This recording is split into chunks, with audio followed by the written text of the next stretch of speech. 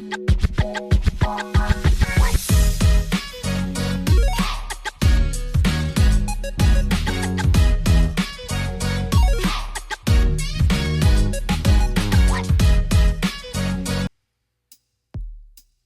elder-daughter text isn't always dramatic.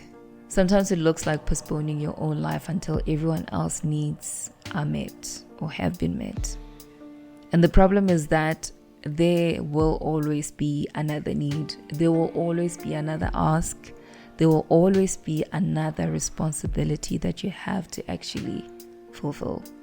Another reason to wait, another reason to help another person, another fire to put out. Which means if you don't consciously decide that your dream matters too, they can spend years sitting on a shelf waiting for a version of you that never arrives because you are exceptionally dependable, exceptionally reliable, and working at it harder than working on your dreams.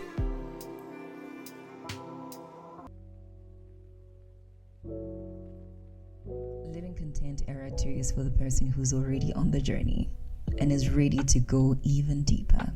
It's for the deeply reflective human who knows that the gap between external success and internal alignment is real and is no longer willing to paper over it. It's for the woman who holds a lot in her home and her career and her community and is starting to ask harder questions about who is she beneath everything she carries. It's for anyone who is excellent in every room and quietly unsettled on the drive home.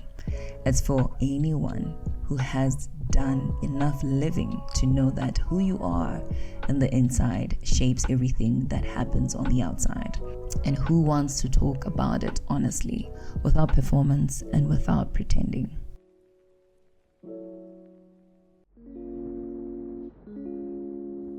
Hello sis and the brother in the room. Hello family. Welcome to Living Content Podcast. If you're joining us for the first time today, welcome. If you've been walking through this new era with me from the beginning since we returned back here, thank you for coming back. I welcome you to this new episode, a third episode since our return. Last week we spoke about belonging, about creating new evidence for yourself, about walking into rooms without spending your life trying to earn your seat, right? About trusting that you belong before you have all the proof. And as I said with that conversation afterwards, I realized there is another question waiting for us on the other side of belonging. And that is, what happens once you're inside the room? Because some of us spend years trying to gain entry, right? And now that we are here, we are discovering that old identities have followed us through the door. The room changed, the opportunities changed, the title changed, the relationship changed, but the way we learn to carry responsibility did not. And that's where today's conversation begins. Because today we are talking about something many people have been living with for so long, that it feels like personality, like identity, like this is just who I am. And what I hope to do today is help you separate who you are from what was placed on you, because those are not always the same thing. So take a deep breath and let's begin today's episode. When I say elder daughter, I'm not speaking only literally. I'm not talking exclusively about firstborn daughters, although many of you will recognize yourself immediately. I'm talking about an orientation towards life, a way of being formed, the person who becomes responsible before they were ready, the person everyone leaned on, the one who figured things out, the one who carried more than anyone realized, the one who learned very early that being useful was valuable. You know who you are. And here's what I've come to understand. The elder daughter text is not simply responsibility. The elder daughter, the text is what happens when responsibility becomes identity, when competence becomes identity, when being needed becomes identity. Because once that happens, you stop asking, what do I want? And you start asking, what is needed from me? The elder daughter text travels. It does. The elder daughter takes travels. It leaves the family home and follows you into adulthood, into friendships, into marriages, into roles that you occupy, spaces that you enter, into churches, into communities, into motherhood, into places where responsibility exists. Because eventually, carrying something becomes very much familiar. And familiar things really get questioned. But this is where I want to take the conversation somewhere different, because Living Content Era 2 is not only interested in uncovering where things came from. We are interested in what we do with what we've uncovered, right? And so the question is no longer, why am I like this? The question rather is this: what kind of life am I building from this awareness that I now hold? Because awareness alone cannot build a life. At some point, understanding must become action. At some point, healing must become leadership. At some point, self-awareness must become self-trust. And I think that's where many elder daughters find themselves. They've done the work, they understand the pattern, they've named the burden, but they haven't yet given themselves permission to lead differently. One of the most surprising things I've learned is that capability can quietly become a cage. Let me repeat that. Capability can quietly become a cage. People know you as the dependable one, the strong one, the one who can handle it, the one who will find a solution. And because you can handle it, because people are used to you doing so, people assume you should. Until one day you realize that your life has become organized around your capacity instead of your calling, around what you're good at instead of what you are building, around what everyone needs from you instead of what you need from yourself. I think one of the clearest examples of this in my own life was writing my book.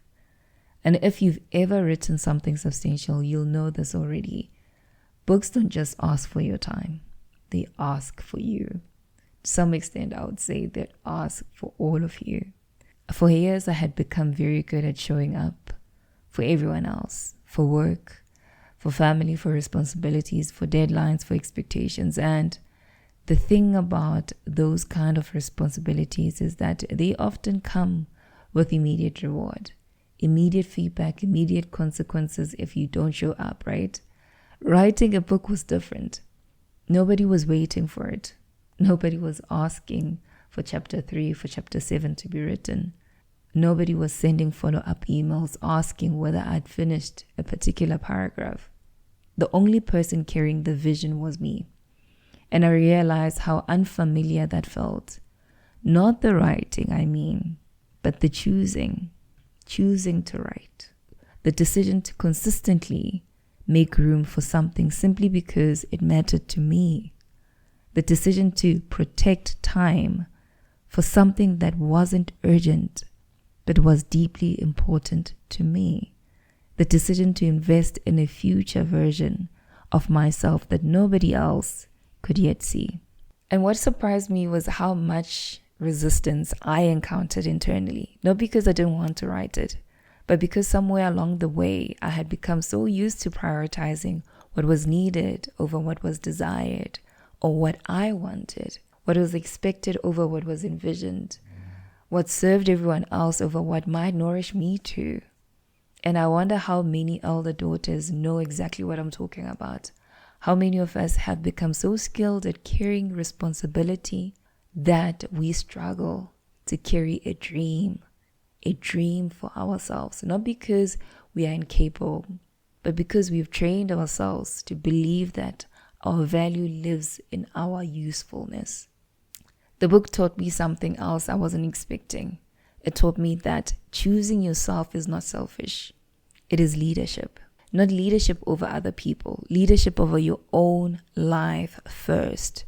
Because if you cannot trust yourself enough to honor what matters to you, eventually life becomes a collection of obligations with very little evidence of your own desire inside it.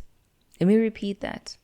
Because if you cannot trust yourself enough to honor what matters to you, Eventually, your life becomes a collection of obligations with very little evidence of your own desires inside it.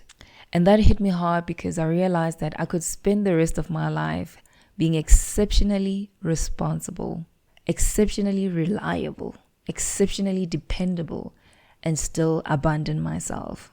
Yeah, respectably, productively, and quietly abandon myself. The elder daughter text isn't always dramatic. Sometimes it looks like postponing your own life until everyone else's needs are met or have been met. And the problem is that there will always be another need. There will always be another ask. There will always be another responsibility that you have to actually fulfill. Another reason to wait, another reason to help another person, another fire to put out. Which means if you don't consciously decide that your dream matters too, they can spend years sitting on a shelf waiting for a version of you that never arrives because you are exceptionally dependable, exceptionally reliable, and working at it harder than working on your dreams. Writing that book became an act of self-trust. Not because I knew exactly what would happen, but because I finally decided that something being important to me was reason enough to pursue it. And perhaps that's the invitation I want to extend to you today. What is the thing in your life that keeps getting pushed to the back because you are busy being everything to everyone? What is the dream, the project, the business, the degree, the pursuit, the creative pursuit, the desire that keeps getting postponed? And what would happen if you treated it as worthy of your attention now? Not when everyone else is okay. Not when life becomes less busy. Not when life becomes less hard. Not when you finally earn the permission. But now. And this is why so many high capacity women are exhausted. Not because they're incapable, but because they've confused leadership with caring. The elder daughter often becomes an exceptional leader, not because she studied leadership, but because life trained her in it. She learned to read the room. She learned to anticipate problems. She learned to navigate complexity. She learned to keep moving when things were difficult. And I mean, these are extraordinary leadership qualities. But leadership and overfunctioning are not the same thing. Leadership creates capacity. Overfunctioning absorbs capacity. Leadership empowers others. Overfunctioning rescues others. Leadership builds systems, and overfunctioning becomes the system. And many of us have mistaken one for the other because they almost look the same, right? They almost look the same. There was a time when I thought being a good leader meant carrying more, holding more, managing more, solving more. But what life has taught me is that leadership is not measured by how much you carry. I don't want us to ever confuse leadership as a role we play only at work. Leadership is a role that we play in our lives, at home, in different capacities, in different spheres of our lives. We lead our lives, our own life. There was a time when I thought being a good leader meant caring more, holding more, managing more, solving more. But what life has taught me is that leadership is not measured by how much you carry. Leadership is measured by how intentionally you choose what to carry. Because not everything belongs to you. And if everything belongs to you, eventually you disappear from your own life. That's what I mean. Leadership is not leadership just in spaces at work. Leadership is leadership even in your home, even in your life. All right? So perhaps the question is not, how do I stop being the elder daughter? Because you can never. The question is rather, how do I become the leader I was meant to be without abandoning myself in the process? How do I keep the wisdom, the resilience, the strength, the capacity without losing myself to them?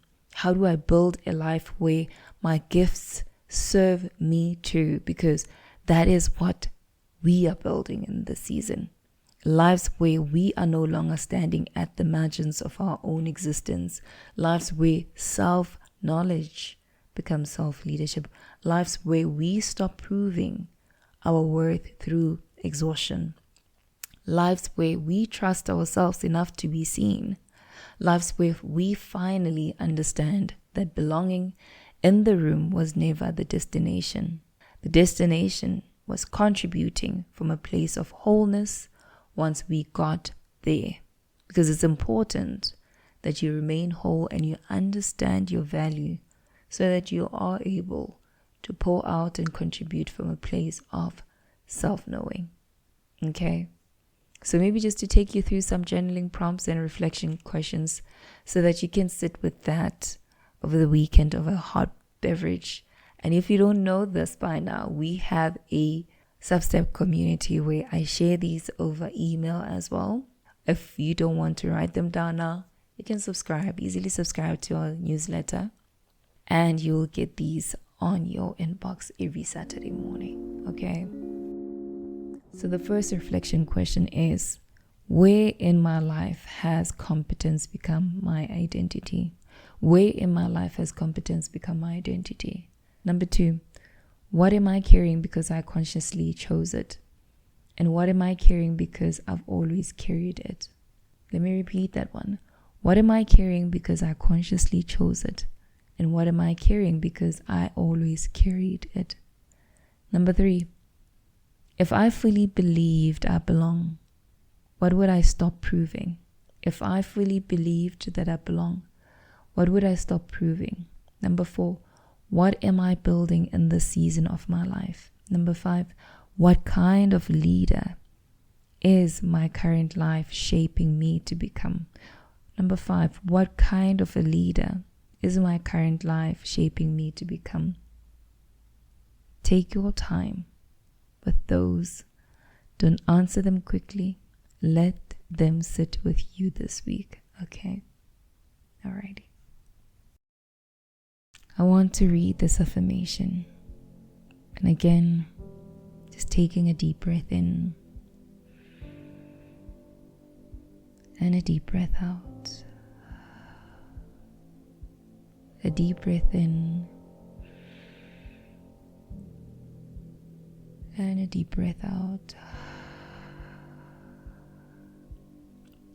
Repeat this with me if you can. I do not have to earn my place through exhaustion. I do not have to earn my place through exhaustion. I do not have to prove my worth through carrying, especially what does not belong to me. I trust myself to lead the life I am building. I trust myself to lead the life that I'm building. I can be capable without being consumed. I can be capable without being consumed. I belong in the room. I belong in the room. And I'm learning to lead from that truth. And I'm learning to lead from that truth. If this episode met you where you are, share it with someone who needs it. Especially the woman who carries more than anyone realizes, the one everyone depends on, the one who has forgotten that her life belongs to her too. And if you are enjoying this new era of living content, subscribe wherever you listen so the next conversation finds you when it arrives. We are building something here, one conversation, one reflection, one courageous decision at the time. Otherwise, keep well, take care of yourself, and I'll see you next week. Until then, keep building a life that doesn't leave you behind. Keep building a life that doesn't leave you behind. Okay? Alrighty then. Do take care of yourself. Bye. Thank you for listening to this episode. I really do appreciate you for being here. Please remember to share your love openly here by subscribing, sharing these episodes, and also just adding your feedback on the reviews. So this podcast can also be easily found by those in similar journeys and needing the message here. I would love to hear how the podcast is helping you. So do share that too with me, and be sure to check the podcast out on Instagram. Keep well. Chat to you soon.